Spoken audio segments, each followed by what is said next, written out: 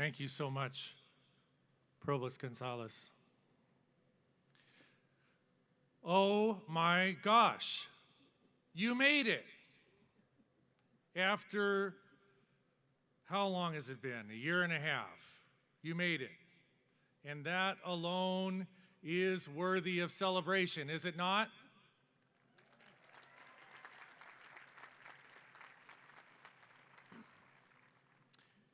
But we've got something else that we've got to celebrate as well. Today is Mother's Day, and so before we begin your well-deserved celebrations, graduates, let's take a moment to remember and to celebrate those who have been mom for us. In honor of all moms, I would like to ask all of the mothers here present today to please rise and let us recognize you on this Mother's Day.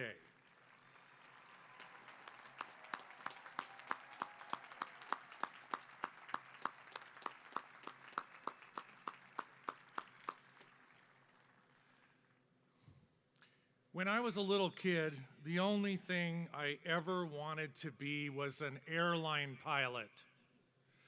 Inspired by a flight with my grandmother from Southern California all the way to New York, when I was 6 on an immense Boeing 747 aircraft, I got to visit the cockpit.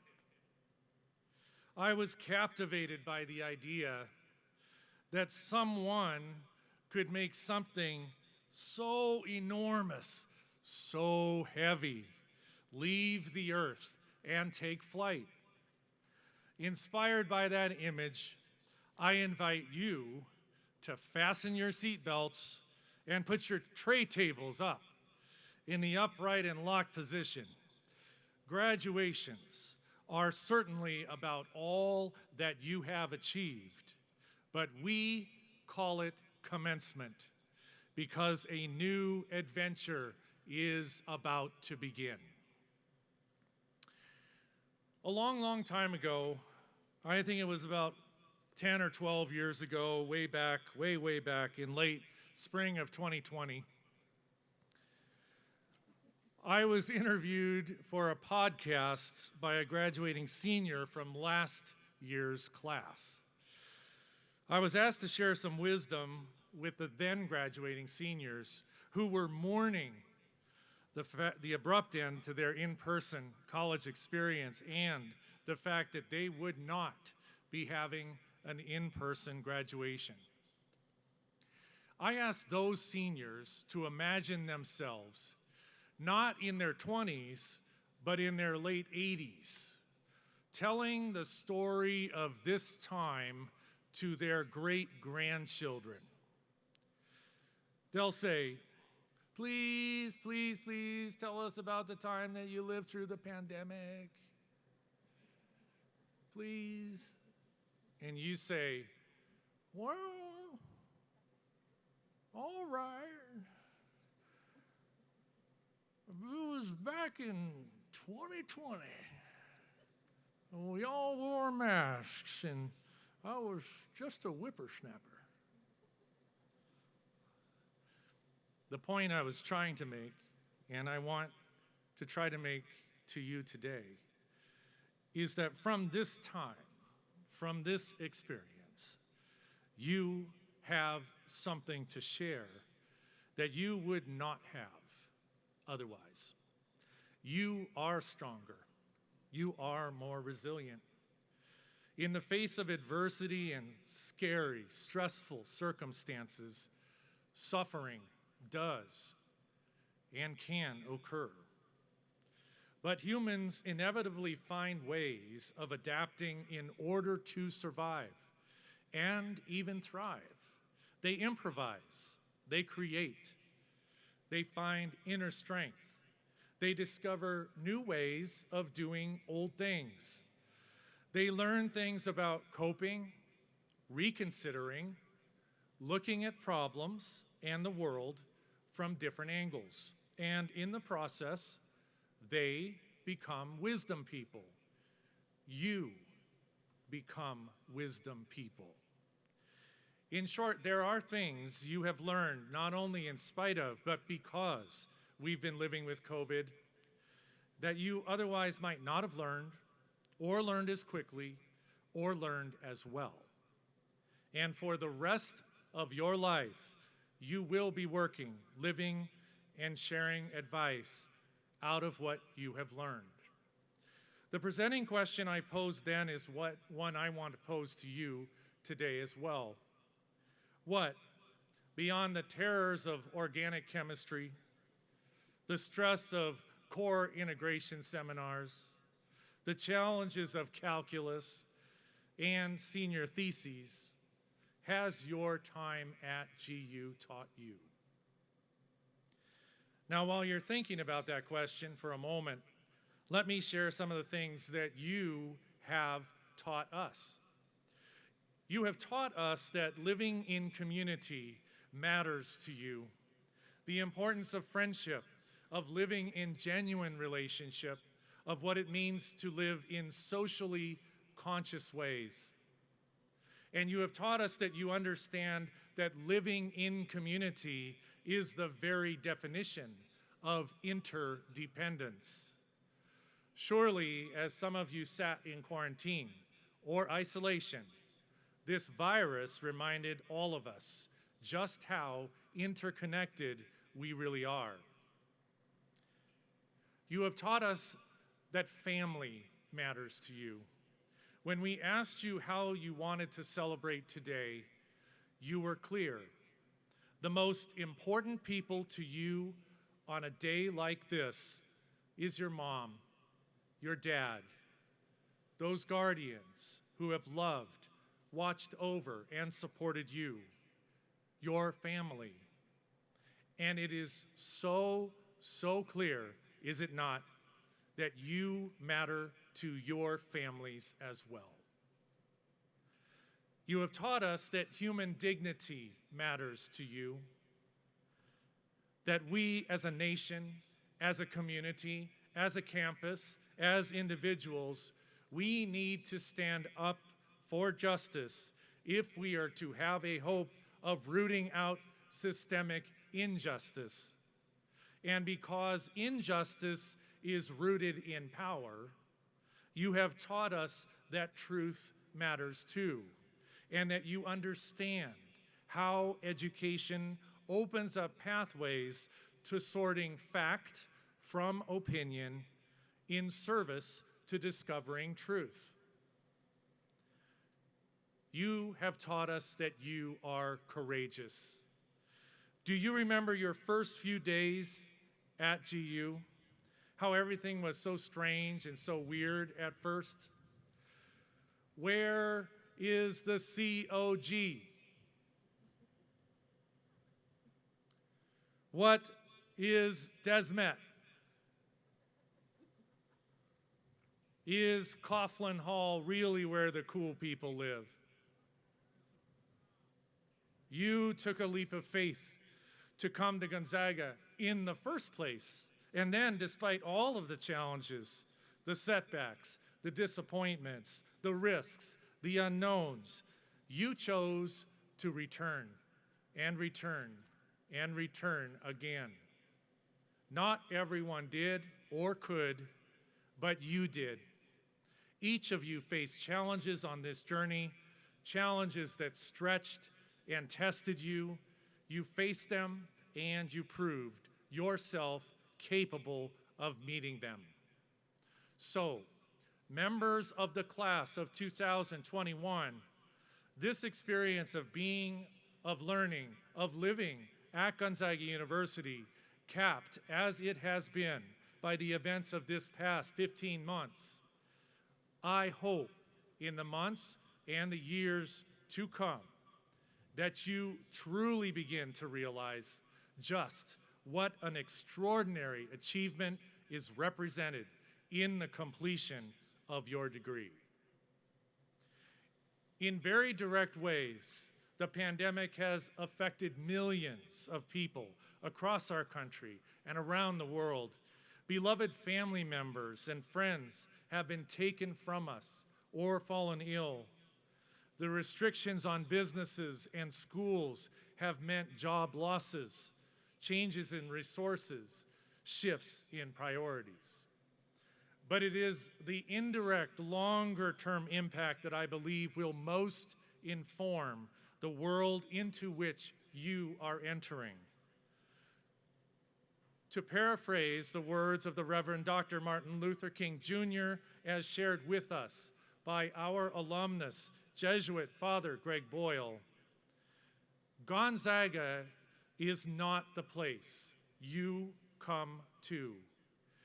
It has always been the place you will go from. And as you go from this place, you carry the hopes and the dreams of a lot of people with you. People who hope that you will make the world a different, better, kinder, more loving place. It is a world that is in desperate need of each and every one of you and your gifts. So many of you now know that I myself attended Gonzaga as an undergrad, and some of you now know that I pursued degrees at Oxford University, which is why I stand before you in a costume that looks like a cross between Count Dracula and Professor Snape. What you do not know is that the first time I applied for admission to Gonzaga, I was denied.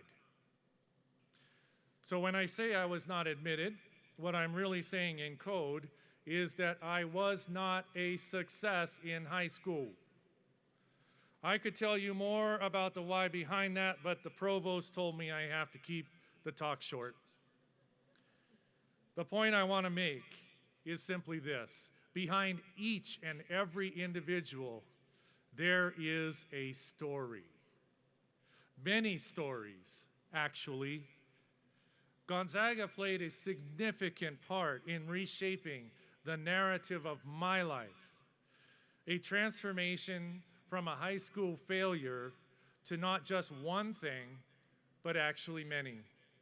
A husband, a father, a psychologist, a university administrator, and yes, a proud alumnus of Gonzaga University. I hope that Gonzaga has played a significant part in informing and reshaping the narrative of your life as well. But the best part is the journey is just beginning. Gonzaga has never been the place you come to. It has always been the place you will go from. So as you leave, I want to give you a graduation gift.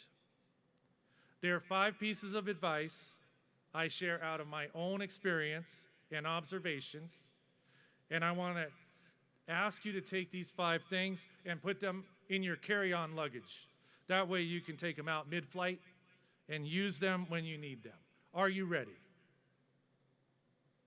Number 1, nurture the people who are important to you. The poet Maya Angelou said, "I have learned that people will forget what you said. People will forget what you did. But people will never forget how you made them feel." Life is filled with twists and turns, tragedies and triumphs. Navigating these is made infinitely more possible with the love and support of people who will be there for you as you will be for them. So nurture your important relationships. Number 2, try to find a vocation that makes you happy. A lot of people sacrifice their happiness in the interests of seeking wealth or status. Your ability to do well and to live well is somewhat tied up in what makes you feel fulfilled. Finding what gives you joy, what gives you fulfillment will make you happier, and you'll be better at it. And your happiness will make the others around you happier as well. Number 3, you now have a new superpower, and it is called awareness. If you listen to certain voices, the world has, without a doubt, become a darker, more cynical, and more distrustful place. Perhaps it is the ease and seemingly increased acceptability with which people can trash one another with impunity, such as on social media. It is so easy to exploit the vulnerabilities that each and every one of us carries. But what your education should by now have imparted to you is that every day of our lives is a sequence of choices. We choose whether to tear people down or to build them up.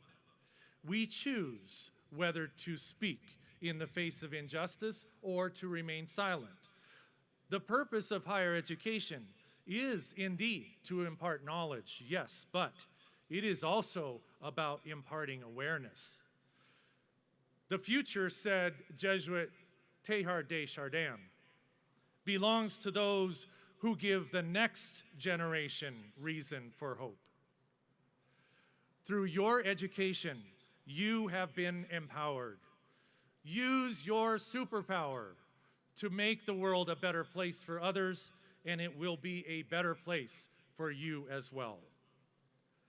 Number 4, when the going gets tough, keep moving. There is an uncomfortable degree of uncertainty in life. It doesn't take a pandemic to make that clear. Truly, none of us knows what tomorrow may bring. So what? Don't let uncertainty become inertia. There is so much that needs to be done, and people are counting now on you.